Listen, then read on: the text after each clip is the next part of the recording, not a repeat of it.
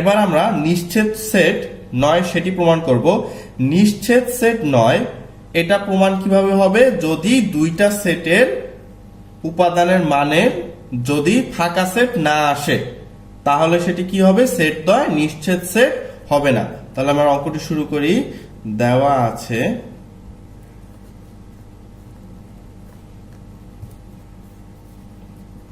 x সমান 2 3 5 এবং দেওয়া আছে y সমান 3 4 6। তাহলে আমরা আবার লিখে নিব সেট দ্বয়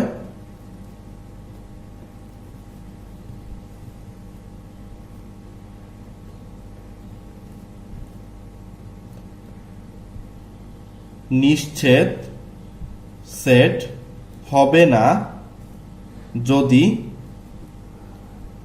x ইন্টারসেকশন y সমান ফাঁকা সেট না হয়। তাহলে আমরা x ইন্টারসেকশন y এর মানটি বের করি। x এর মান দেওয়া আছে 2 3 5, y এর মান দেওয়া আছে 3 4 6। তাহলে ইন্টারসেকশন মানে আমরা আগেই জেনেছি কমন উপাদানগুলো যাবে, আনকমন উপাদানগুলো যাবে না। এখানে 2 আছে কিন্তু এখানে 2 নেই, তাহলে 2 যাবে না। এখানে 3 আছে, এখানে 3 আছে, তার মানে 3 যাবে। এখানে 5 আছে, এখানে কোথাও 5 নেই। এখানে 4 এবং 6 আছে, এখানে কোথাও 4 এবং 6 নেই।